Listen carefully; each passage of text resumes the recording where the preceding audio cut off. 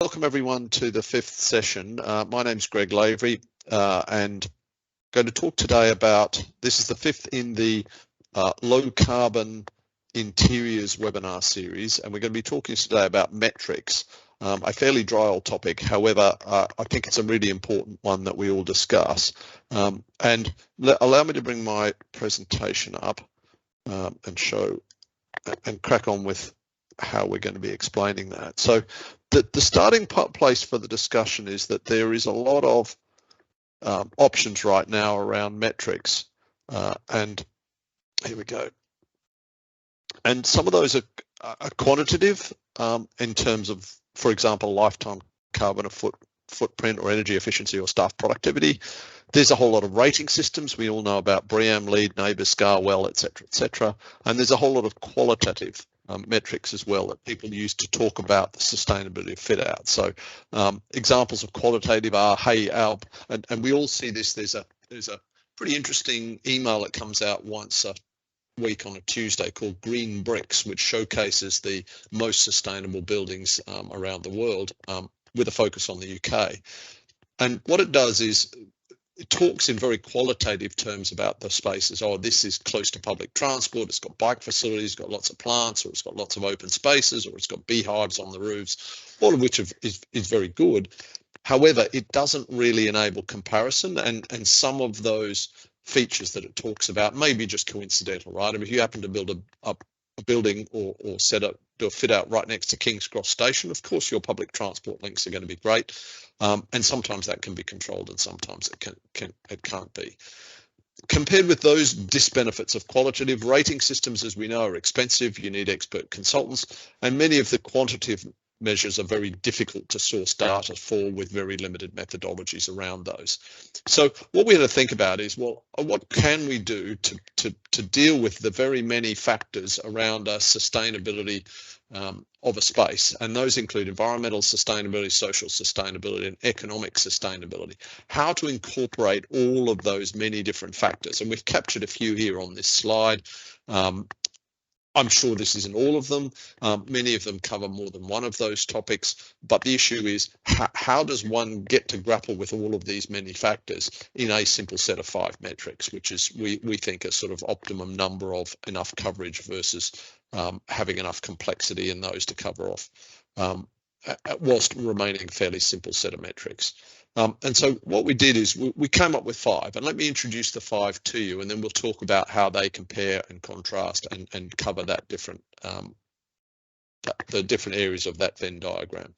So the first metric that we think is a very good one to include is the cost per area, and we do that because it's all about economic sustainability, and on the basis that if your sustainability solutions and your whole project is much more expensive, or the solutions are more expensive, then that's never going to really be easy to implement and is probably going to struggle as a set of solutions, albeit let's recognize some solutions have a little more cost up front, like energy efficiency, but pay themselves back over time.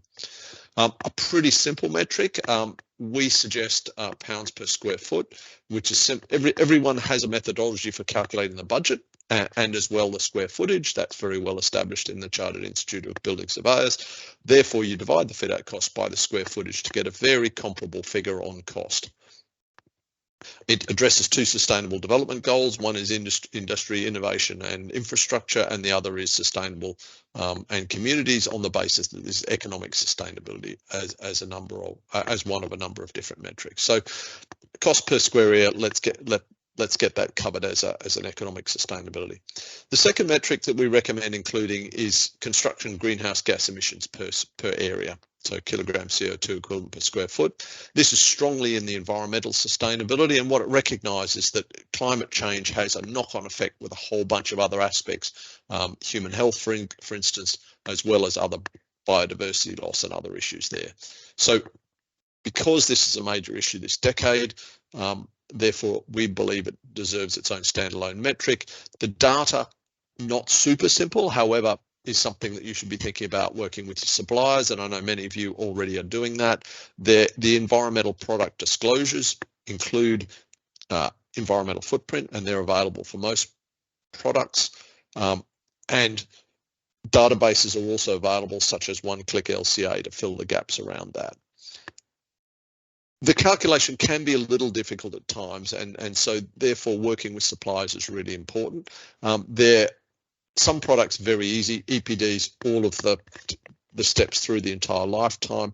Other suppliers, for example, of services such as powder coating, requires a deeper analysis, and Susan, who introduced this talk, is our expert on EPDs, or rather footprint calculations, and she can assist with how to reach out to those different suppliers and calculate from first principles. But the approach is fairly basic. What's their energy use, any other emissions, and then divide by a volumetric figure in order to figure out what the unit greenhouse gas emissions are for something like powder coating, and then apply those according to the number of units required. Climate change and greenhouse gas emissions is subject to two Sustainable Development Goals, number 7 and number 13. Number 13 very specifically about climate action, but also the number 7 is about renewable energy and clean energy, which obviously is a major impact and is integral with climate change. So addressing the two of those can be picked up with this particular metric. Third metric we recommend is around percent second life furniture. Now that may seem very, very specific because it deals with furniture, but on the other hand, furniture is the largest proportion of a building's carbon footprint over its entire lifetime. I'm talking here a commercial building, which we're generally discussing. That is at 30%. And if you have a look at some of our previous webinars, we've dealt with what the footprint breakdown is in a commercial building over its life, so you can find where that 30% is. The other key thing about second life furniture is that whilst it deals with environmental, social and economic sustainability, it actually also incorporates a whole bunch of sub-points within that, as inevitably the circular economy does. So you've got carbon emissions, raw material extraction, indoor air quality, waste, local employment, etc., because all of those relate to second life products and the circular economy. What we find is this is also very simple metric to calculate because it's a simple count of furniture items. Now, the good news is there's some rules on how to do that. So, for instance, having a desk with a screen and a lamp and a pedestal and a cable basket, there are some simple rules that says, look, the desk, if anything's attached to the desk, that's part of the desk, that counts as one. And if there's a high proportion of reuse in that, then that can be calculated as second life. If, however, all of that is brand new, then that falls into the new category. So very simple calculations. Have done it on a number of projects, including Liz, and a shout out to Liz. We did that for your project for North Wales Police a few years ago. The other interesting thing is that there is a mark now developed by the Office Furniture Remanufacturing Association along with the rules, and I've included the link there to those, both the rules and the use of the mark, and that mark's shown there on the right hand side with a notional figure of 78%, but obviously you calculate that for your own project. The good news about having this sort of mark is that it becomes more visible. For such a simple metric, why wouldn't every project be calculating this? And genuinely, the higher the percentage, there are very significant carbon reductions and cost savings as well, and social benefits as well. So we think that's a great thing. Hats off to the guys, the Office Furniture Remanufacturing Association, which started up last year and contains a number of furniture manufacturers, including ourselves. The second life furniture also touches a whole bunch of different sustainable development goals, which you can see across the bottom there, foremost of which is number 12, which is sort of more responsible resource consumption and the circular economy within that. So it's a really nice sort of catch-all, even though it does at first light seem like a very specific metric for a specific aspect of a building's interiors, but nevertheless, we think it stands alone.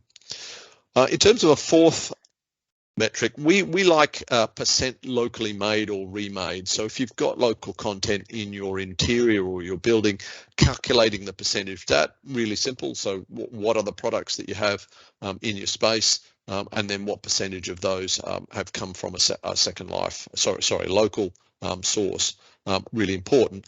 And what it does is that local production drives British jobs, improving national balance of payments, in-country supply chain resilience, reduces risk of modern slavery, because as we know, one of the real difficulties around modern slavery is if you have a long and international supply chain, it's very opaque and difficult to find out who's been doing what to whatever product that you have, some 4 or 5 steps earlier in the supply chain. So was the let's take, for example, in your racking system that you might put in for shelving, who made those steel elements, where was that done, and under what labour conditions, for instance.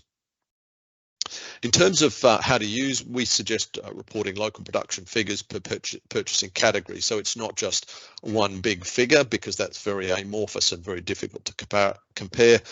Things like loose furniture, flooring, services, building materials, having a percent local production for each of those will make, first of all, the job easier, but it also makes it more simple if you've got some categories that are just very difficult, but however you're pretty confident they all came from overseas. You can say that was 0% remade for a whole category, let's say plasterboard, but it may be a whole lot easier to say for some categories, do a much more detailed analysis where warranted.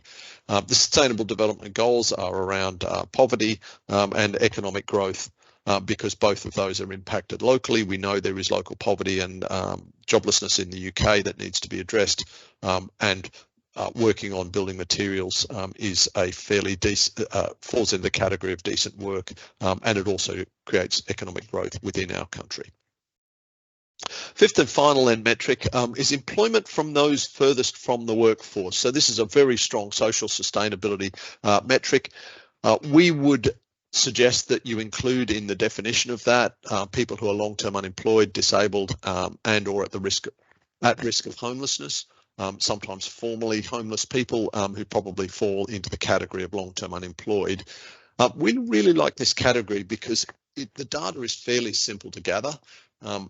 However, what we do insist when we calculate this is that only real living wage or higher pay be included in this. There's no point including exploitative labour practices in this metric at all. So we quite like this one because it deals with 2 SDGs, the poverty and the reduced inequalities metrics amongst the SDGs, and is therefore, in our view, very worthy of inclusion. So we've gone through at rapid pace then the 5 metrics that we think are important. Love to hear a conversation about which you think are the best amongst these.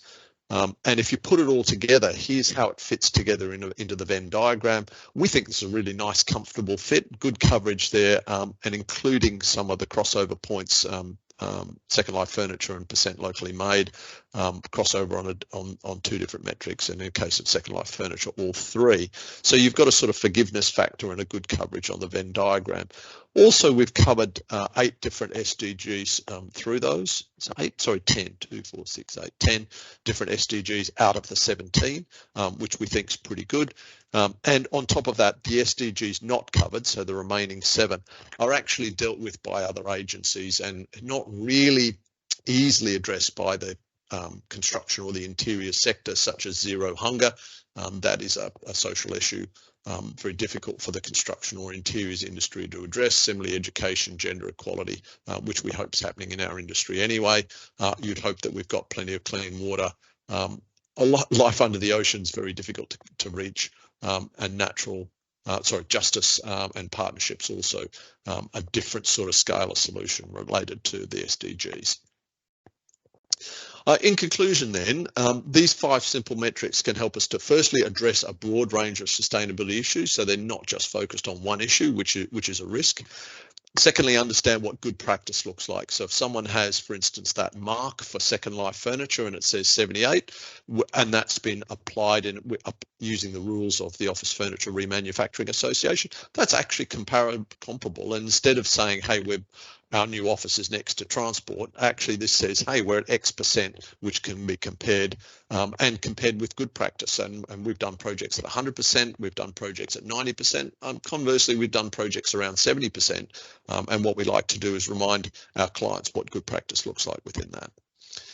It also enables us to set targets for improvement, or rather our clients. So if they've achieved, let's say, 70% this year, they might be very interested in achieving 75% next year. And remember as well, there are, because the whole world of furniture reuse specifically is very new, what we find sometimes is clients setting targets of 25%.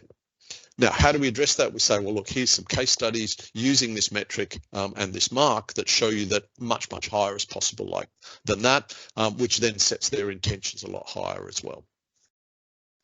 Fourthly, these metrics cut through the greenwash. You can't really greenwash these metrics. All of them need genuine, rigorous calculations behind, and we strongly suggest publishing the outcomes of those calculations, which we've just done we just did a calculation of the greenhouse gas emission footprint savings and thereby the footprints of remanufactured furniture and new.